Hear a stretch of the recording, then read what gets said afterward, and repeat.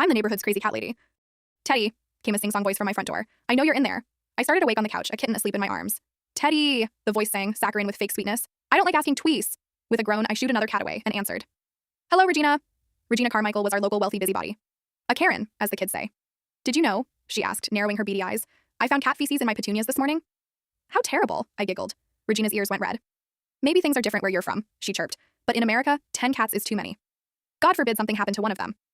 I'll keep that in mind, I said, slamming the door in her face. I've always loved cats.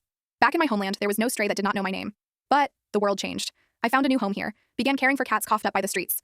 I'd been a thorn in Regina's side for years. She liked her town prim and proper. No crazy cat ladies allowed. Later, I called the kitties inside for supper. There was Siwa and Cleo, Ramses and old Tita. I looked into their sweet faces, purring contentedly into their bowls. How could anyone hate them? I looked to the sterile edifice of Regina's house and smiled. Let her make her pitiful threats. My babies would be safe with me. I was wrong. The next day, I returned from the market to find white city vans in my front yard. Workers with catch poles were chasing my cats into crates. What is the meaning of this? I demanded, as a man held my Siwa by the scruff of her neck. Ordinance violation, he grunted. Too many animals on premises. Says who? I asked. Anonymous tip. The vans drove away, my poor babies yowling with fear. That night, I wept alone. Soon, my grief hardened into fury. Anonymous? Sure.